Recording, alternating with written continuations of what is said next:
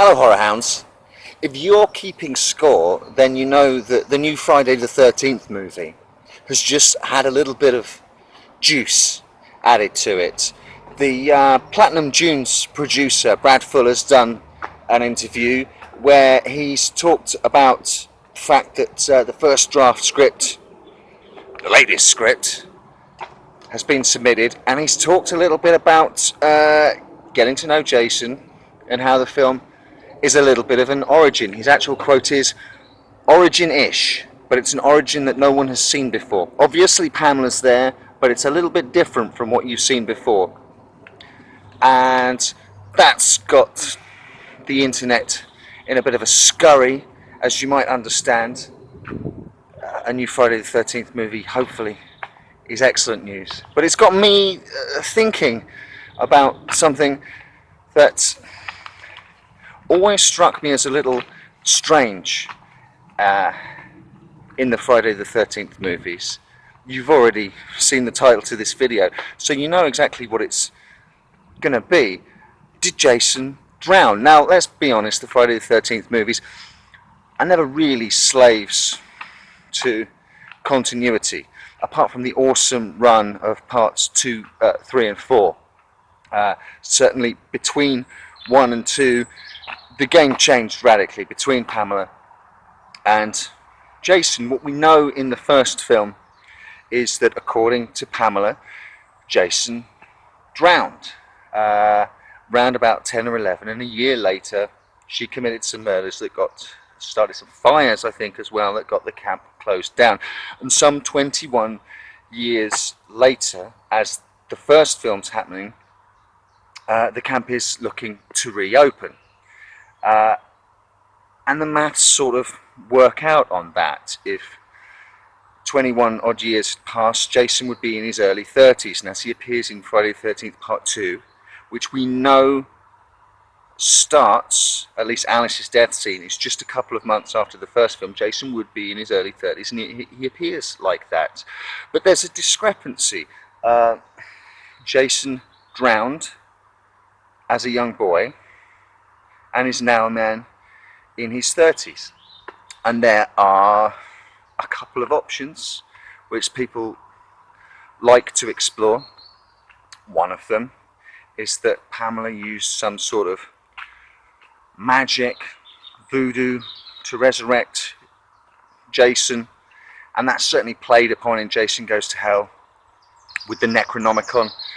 By then, really, to be perfectly honest, franchise continuity's gone completely out of the water, and I'm happy to see the Necronomicon as just a little fanciful nod, a little play and a wink to the fans, rather than a serious attempt to try and resolve some of this. That fun is carried over in the Freddy versus Jason versus Ash comics, where it's explicitly stated that Jason is a deadite, but again, it's non-canonical. It's a little bit of fun. The other theory is that Jason didn't drown and then went off into the woods and hid for a couple of decades, living off the land, going slowly psychotic, without telling anyone he was still alive, and especially not telling his mother. And then as a 32, 33-year-old man, happens to witness his mother getting decapitated. It sounds all a little incongruous to me. I've got an idea. It's not borne out by any of the movies, but it's just a little bit of a fun mental exercise as to how I think it basically went down, which doesn't contradict anything that we see in Friday the 13th Part 1 or 2, but I think would be a fun way of exploring and expanding upon that origin, as they seem to want to intend to do. So we know that Pamela Voorhees is completely crazy. We know her mind shattered at least when she thought Jason had drowned, if not sooner. You know, she might have been really twitchy and knifey all her life. We just don't know. I propose that her mind completely shattered when her son almost drowned in Camp Crystal Lake at the age of about 10 or 11. And the stink that she kicked up and the fires and the murders were enough to get the camp closed down as she wanted. But there's talk in Friday the 13th Part 2 around the campfire at the start. They say Jason's body was never recovered. There are rumours from the people in the vicinity. Some say they've seen Jason. I'm suggesting that Jason didn't drown. He almost drowned. Everyone knew he almost drowned. And Pamela took him away, completely crazy by this point, convinced in her own mind that her son was dead and that her love, the power of her love, had brought him back. And day after day, year after year, this is the story that she told to young Jason. Essentially, an extreme form of psychological abuse to convince her son that he's dead, that he died, and Mummy's love had brought her back, and no one else cared about him, and no one else could love him like Mummy did, and he mustn't go anywhere near them or have anything to do with them because they were the ones that brought about his death, essentially completely and utterly mentally scarring him for life. If that's the case, Jason potentially has an extreme form of Cotard delusion that we'll talk about in a minute.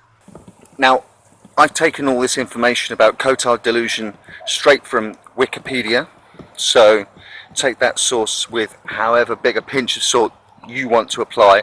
It's also known as Cotard syndrome and walking corpse syndrome. It's a rare mental illness, I'm reading now, in which an inflicted person holds the delusion that they are dead, either figuratively or literally. As a mental illness, Cotard syndrome also includes the patient's delusion that they do not exist as a person, are putrefying, and have lost blood, internal organs, or both. They have a distorted sense of reality. I'm still quoting from Wikipedia here, but in an article called Betwixt Life and Death, Case Studies of the Cotard Delusion, it describes a contemporary, published in 1996, so it describes a contemporary case of Cotard delusion, which occurred in a Scotsman whose brain was damaged in a motorcycle accident. Get this. The patient's symptoms occurred in the context of more general feelings of unreality and of being dead. In January 1990, after his discharge from hospital in Edinburgh, his mother took him to South Africa. He was convinced he had been taken to hell, which was confirmed by the heat, and that he died of septicemia, or perhaps from AIDS, or from an overdose of a yellow fever injection. He thought he had borrowed his mother's spirit to show him around hell and that she was asleep in Scotland. Wouldn't it be deliciously twisted if zombie Jason, rotting Jason, malformed Jason was just how Jason saw himself because of how he was raised and the delusions that his mother insisted upon, whereas adult, hard to kill, human hillbilly Jason is just how he came across to everyone, so that the Jason in parts 2, 3 and 4 are how we see him, and the Jason in parts 6, 7, 8 is how he sees himself. Doesn't marry perfectly. I told you it was a bit of a fan wanky theory, but if you're going to go back and reassess the origin of Jason, I'm hard pushed to find a better way, blowing my own trumpet here, of doing that and exploring it in more depth and adding more shades to it, while still keeping everything that's said in the first 4 or 5 Friday the 13th movies completely intact and uncontradicted by your new or revised origin story.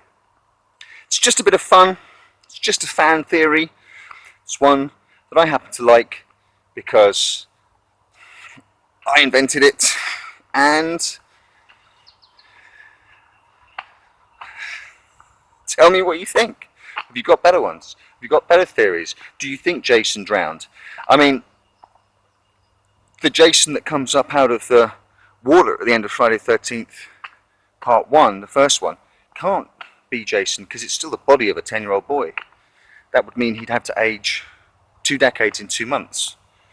So is it just continuity errors that you let go for the fun of it, or have you got some fan theories about continuity errors and stuff that you can excuse discrepancies in the Friday the 13th series yourself with your own ideas? Let me know. Let me know if I'm talking absolute shit, because that's what I'm here for.